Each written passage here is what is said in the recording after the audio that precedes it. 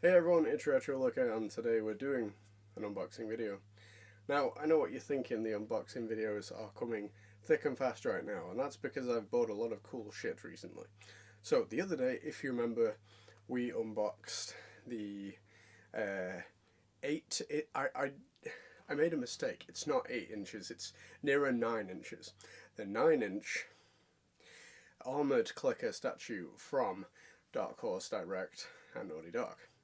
Now, this came the other day. Today, we are unboxing the big 12, 14-inch, I forget, I do apologise, clicker statue, different pose, remember, from Dark Horse Direct. So, I've got to step back a bit. This is the big boy from Dark Horse Direct. Now, as I told you in the last video, I pre-ordered this about a year ago, and I missed out on the Ellie statue originally from Dark Horse. I also missed out on the Abby, but I got the Joel. And when this one came about, I said to my girlfriend, I said, I really want this statue. Like, we just moved house and money was a little tighter, and you know, we're saving to buy our own house. So I was like, this is really cool. I really want it. And she said, well, that's good, because I want it too. That is cool. We should get that. So we pre-ordered it. And as these things usually go, it takes about a year. And that instant, it's not good enough for a lot of people. Like, you like to spend your money and you get to get the thing and enjoy it.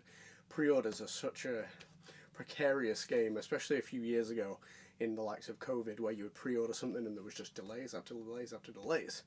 This one, no delays. All good on that front. I was actually surprised to get an email from Dark Horse and from FedEx saying, your clicker statue will be with you in 1 to 2 weeks, which is amazing. Now, it's not as heavy as I thought it'd be. It's not even 5 kilograms. Now, The Last of Us Part 2 clicker statue. Yada yada yada. We have number 1146. Now, compared to our other statues, I had quite low numbers of Joel. This one is quite high. And that's okay. I think it was limited to 2,500 pieces. I might be wrong, somebody correct me if they know the actual answer. But 2,500 pieces sounds correct. And I wanted to get on this. I got on it quite quickly when they announced it. They announced it, I got on it quickly. I don't think the number you get relates to how quickly or slowly you bought it. But they did sell out. I think they sold out in the first night, so I was right to jump on it. But like I said, I don't think the number you get relates to, you know, how quickly you bought it. Because my friend, he bought the Joel statue, I bought the Joel statue, he bought the Joel statue before me, but I got a lower number than him. That's why I say this kind of thing. I think it's literally just luck of the draw and random. Obviously, I would love a number, the lower the number the better. A number 1 would be fantastic, but I wouldn't be surprised if they kept that at the Dark Horse HQ. So, nothing really to see on this box, as you can see compared to me. It is quite big, but it is not that heavy. Let's get it out and see what's inside. Okay, so as I imagined, inside of that box is another box.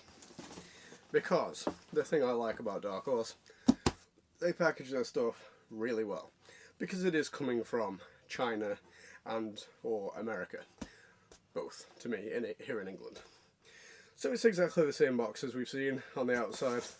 Dark Horse Direct, statue 1146. Nothing special to see here.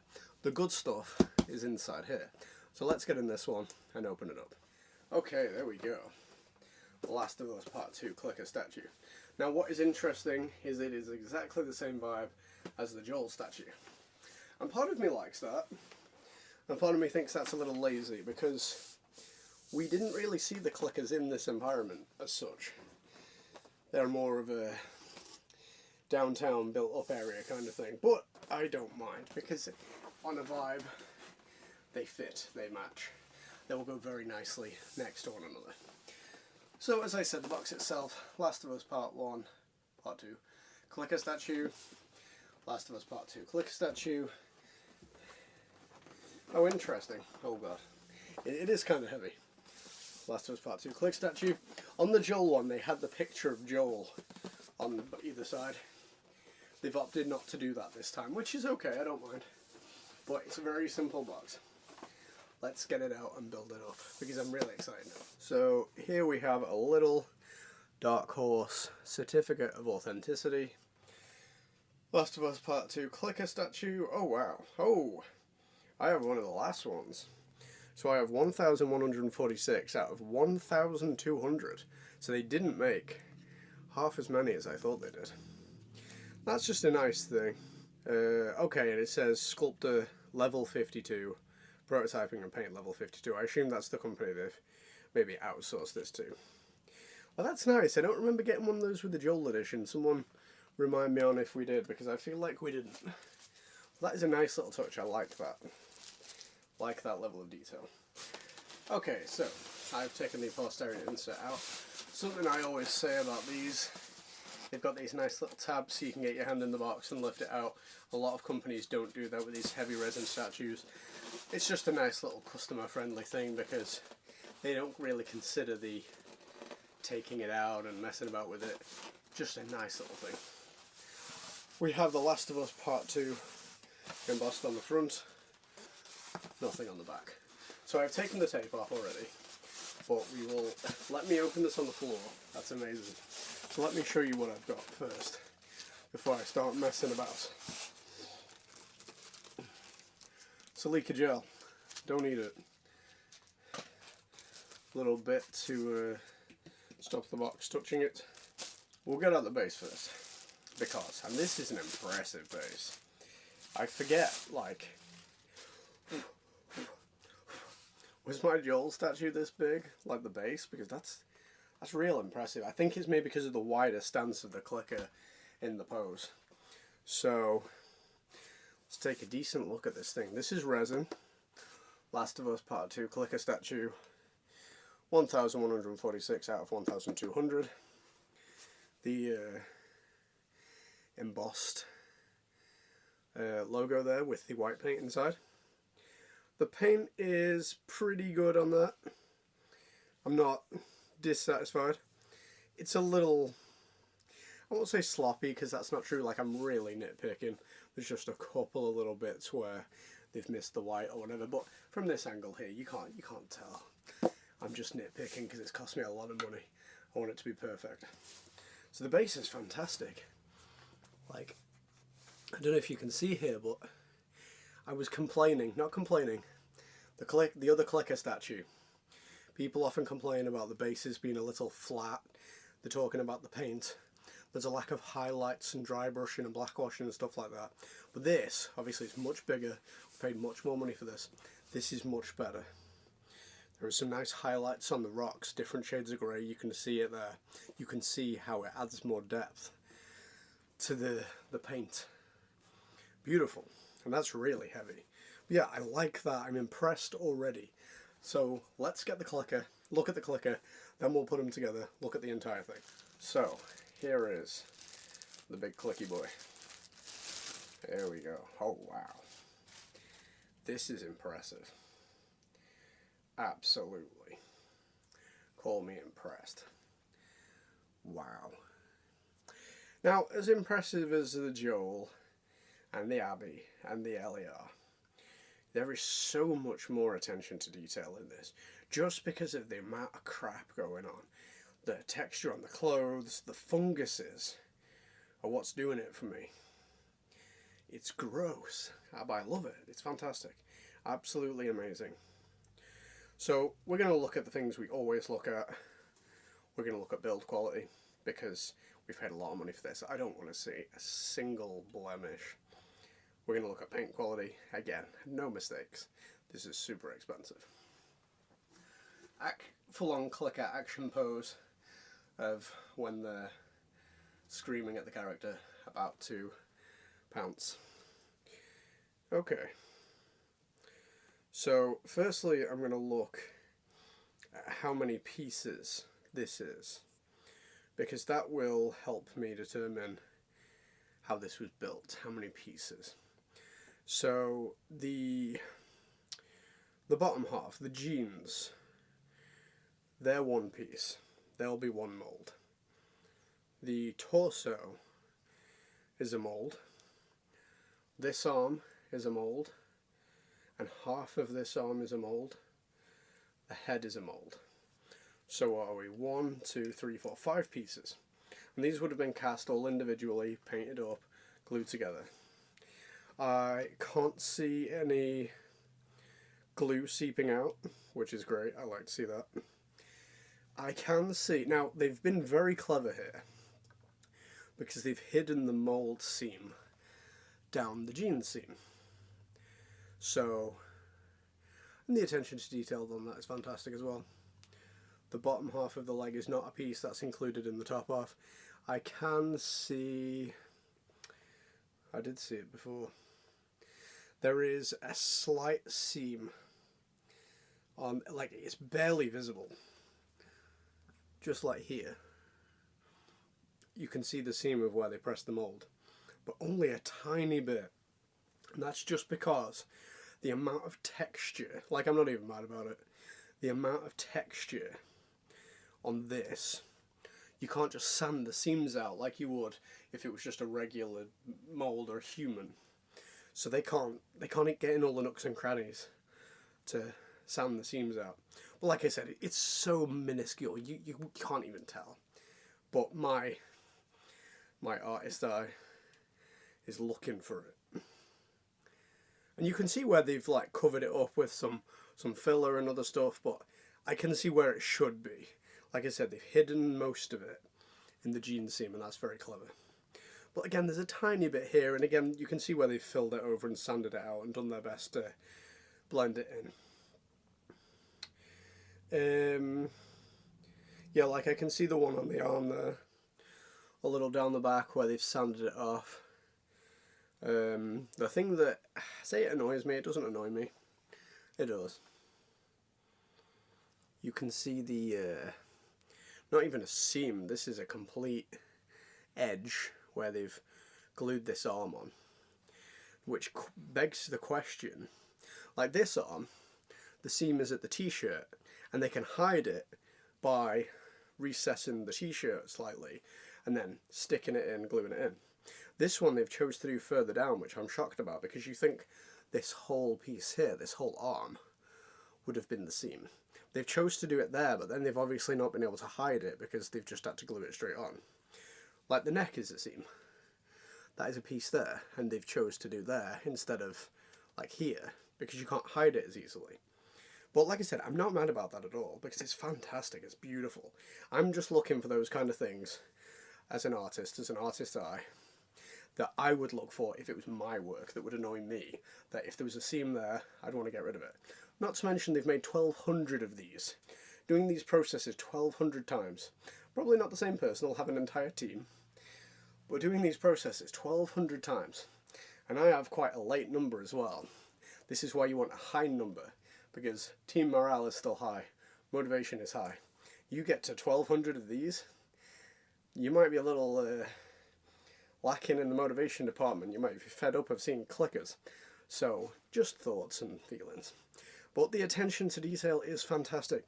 The little veins on his arm, beautiful. All the little growths. They've even gone to the trouble, I mean it's not, but like, they've even gone to the trouble of painting the fingernails. Now this won't be nail varnish, but this will just be dirt and grime and rot. Lots of little holes and pustules and growths. We are looking at the clicker's butt. Like, attention to detail. Like this, the bottom of the foot. Look at the rot there. This one is flat, but there is a magnet in there, I can see it. This will help us stick it to the base to stop it wiggling around too much. As well as the big sticky boy there. So yeah, build quality is fantastic. Something else I'll talk about quickly, because this is part of the mould, not part of the painting. They've gone to the massive trouble of, you won't be able to see this at all on the video, texturing the jeans, like jeans material. And that is beautiful attention to detail, because that is so hard to do, especially on a model with such detail, such contours like this. Beautiful. So paint quality, I have absolutely not one complaint about the paint. It's beautiful. Like, the other one was really well painted, the cheaper one, the 9-inch one. But this one, they've gone to so much effort, and this does not look flat at all. And the video and the pictures I take of this will not do it justice by any means.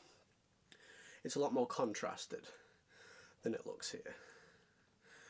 Like, there's highlights and lowlights, dry brushing, black washing, there's so much of everything. Like, it's such a beautiful statue. So let's construct it, and then we'll have a look at the whole thing together, get the whole image, the bigger picture. Okay, so we've got our clicker base. There we go. We've got our clicker. Now I'm going to do this as easy as I can, one-handed, because I don't want to fuck anything up. This is always so nerve-wracking. There we go. So that went in nice and easy. Now, I know people who have the Abbey statue, there was some real issues with fitment. But that slotted in real nice. And the magnet is doing its job, just stopping it wiggling around there. Let me just have a look. Make sure we are properly in.